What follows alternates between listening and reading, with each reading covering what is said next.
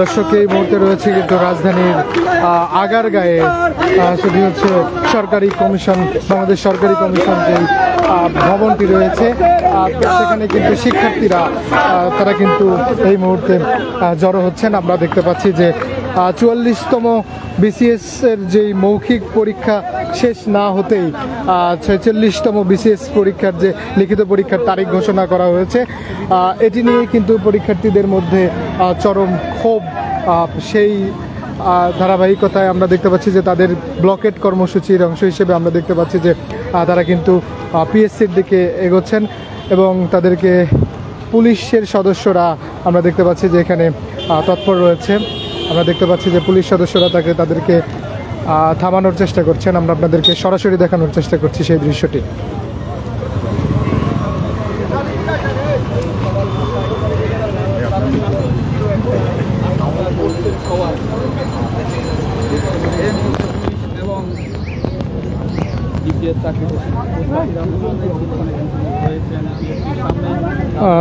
দর্শক আপনাদেরকে যে দৃশ্যটি জানিয়ে রাখতে চাই যে পিএসসির সামনেই কিন্তু পুলিশ সদস্যরা তারা কিন্তু অবস্থান করছেন এবং পিএসসির যেসব চাকরি প্রার্থী পরীক্ষার্থীরা যারা রয়েছেন, যে বিসিএস এর যে ৪৬তম পরীক্ষার্থী যারা রয়েছেন তারা কিন্তু এই মুহূর্তে পুলিশ এবং তারা কিন্তু মুখোমুখি অবস্থানে রয়েছেন।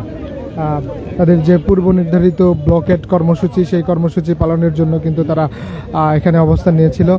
আমরা দেখতে পাচ্ছি যে তারা কিন্তু এই মুহূর্তে সামনের দিকে যাচ্ছেন।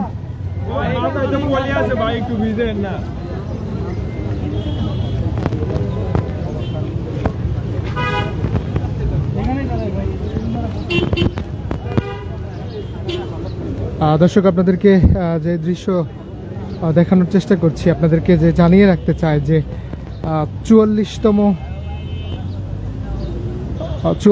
বিসিএস এর মৌখিক পরীক্ষা শেষ না হতেই ৪৬তম বিসিএস পরীক্ষার যে লিখিত পরীক্ষার তারিখ ঘোষণা করা হয়েছে, সেই বিষয়টি নিয়েই কিন্তু শিক্ষার্থীরা বেশ কয়েকদিন থেকে আন্দোলন করছে। আমরা দেখতে পাচ্ছি তারা কিন্তু এর আগেই এই দাবিকে সামনে রেখে তারা কিন্তু গত বুধবারে তারা প্রধান উপদেষ্টার কাছে একটি স্মারকলিপি জমা দেয়।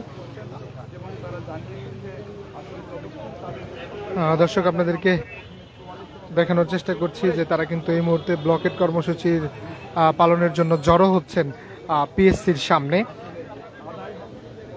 দর্শক আপনাদেরকে যে বিষয় জানিয়ে রাখতে চাই যে এর আগে গত মঙ্গলবার মার্চ টু যমুনা কর্মসূচির অংশ হিসেবে আন্দোলনকারীরা আগারগাঁও পিএসসি ভবন থেকে কিন্তু শাহবাগের যে ইন্টারকন্টিনেন্টাল হোটেলের সামনে পর্যন্ত গেলেই কিন্তু পুলিশ তাদেরকে ব্যারিকেড দিয়ে আটকে দেয়।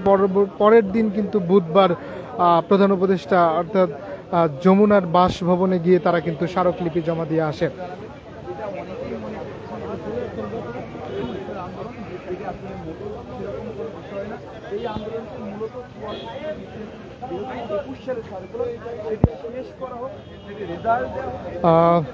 আমরা যেমনটি জানতে পেরেছি যে পিএসসি কর্তৃপক্ষ তারা কিন্তু জানিয়েছেন প্রশ্নপত্র মুদ্রণ ও নিরাপত্তার বিষয় বিবেচনায় ৪৬তম পরীক্ষার যে বিসিএস এর লিখিত পরীক্ষা নির্ধারিত সময়ে অনুষ্ঠিত হবে, এমনটাই কিন্তু তারা বলছিল।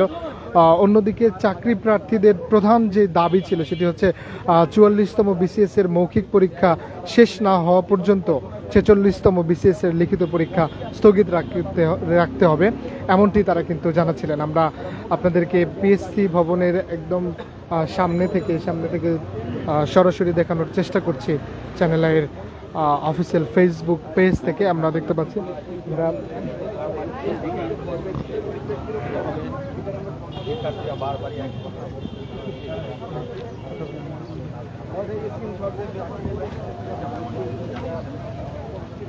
আমরা একজনের সঙ্গে কথা বলবো যে ঠিক কি কি দাবি নিয়ে আপনারা আজকে এই ব্লকেট কর্মসূচি পালন করছেন।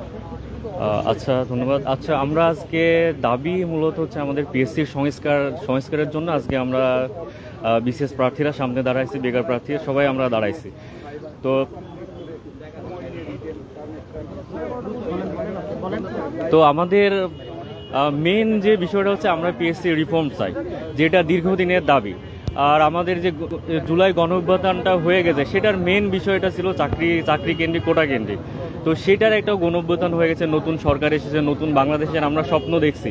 কিন্তু তারপরেও কিন্তু বেকার প্রার্থী এই 9 মাস হয়ে যাওয়ার পরেও আমরা এখনো পর্যন্ত হতাশ। আমরা হতাশা এখনো পর্যন্ত আশা দেখতে পাচ্ছি না যে পিএসসি আসলে কি আমাদের বেকারদের বেকার বান্ধব হবে, গতিশীল হবে, কি স্বচ্ছ হবে।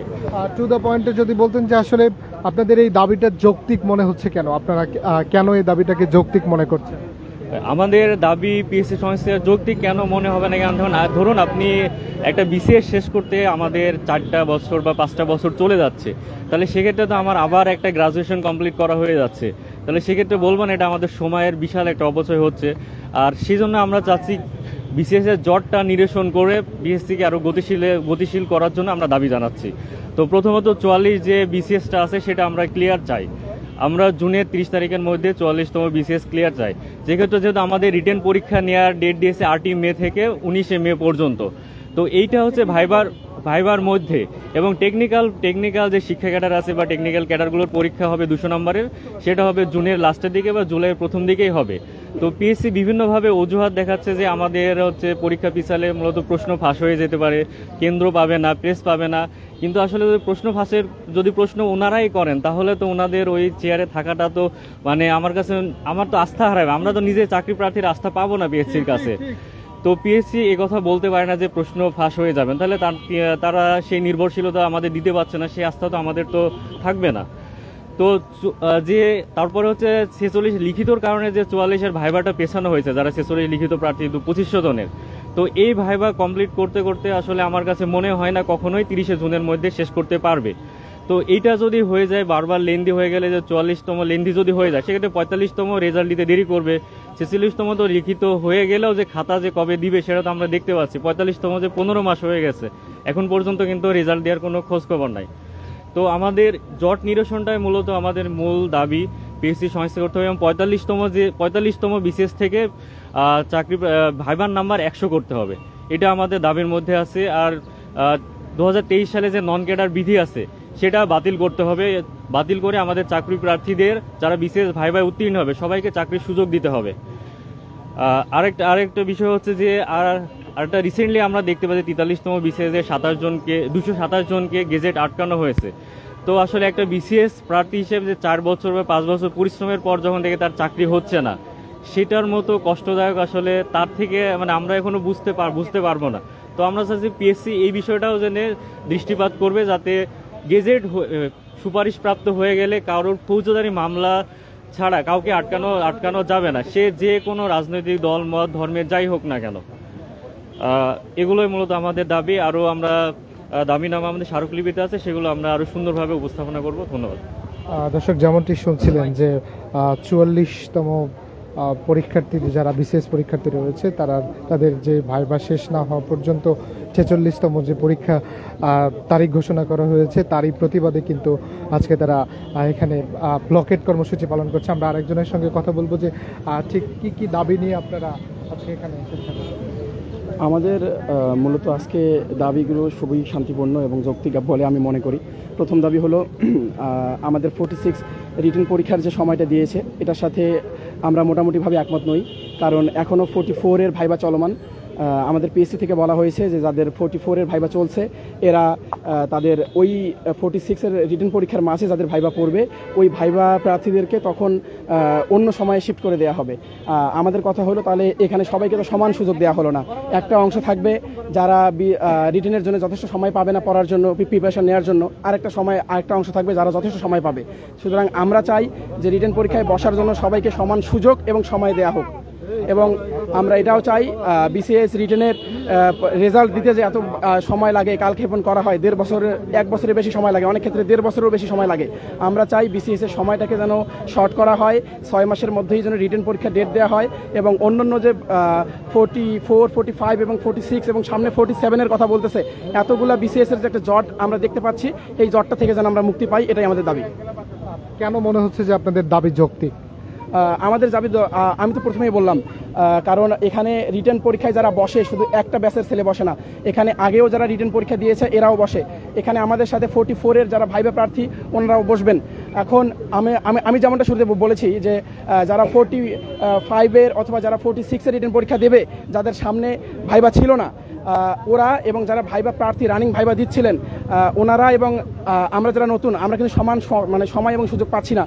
যারা রানিং ভাইবা দেওয়ার মধ্যে ছিল এনাদেরকে ভাইবার প্রস্তুতির মাঝেই রিটেন পরীক্ষা দিতে বসতে হবে, আবার রিটেন পরীক্ষা শেষ করে কিছুদিন পর আবার ভাইবাতে বসতে হবে। এই যে একটা ডিসকন্টিনিউয়েশন, এটা কেন?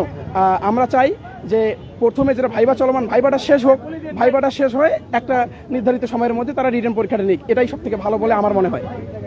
দর্শক যেমনটি শুনছিলেন যে 46তম বিসিএস পরীক্ষার্থীরা তারা কিন্তু যেমনটি বলছিলেন যে যেই 44তম যে ভাইবাটি রয়েছে সেই ভাইবা শেষ না হওয়া পর্যন্ত তারা এই পরীক্ষা বসতে চায় না। তারা বলছে যে বিসিএস একটা পরীক্ষা, তারা অনেক দীর্ঘ সময়ের ব্যাপার বা প্রস্তুতির ব্যাপার, তারা এই সময়টা তারা খুব দ্রুত সময়ের মধ্যে 44-এর ভাইবা শেষ না হওয়ার আগেই তারা 46তম যে পরীক্ষার্থী সেই পরীক্ষায় তারা বসতে চায় না। আমরা দেখতে পাচ্ছি যে বৃষ্টি উপেক্ষা করে তারা যেই ব্লকেট কর্মসূচি সেটি কিন্তু তারা পালন করছেন এখানে, এবং পিএসসির সামনেই কিন্তু তারা অবস্থান করছেন এবং তাদেরকে পুলিশের সঙ্গে আমরা কথা বলতে দেখছি যে শিক্ষার্থীরা তারা কিন্তু পুলিশের সাথে কথা বলছেন এই মুহূর্তে সদস্য।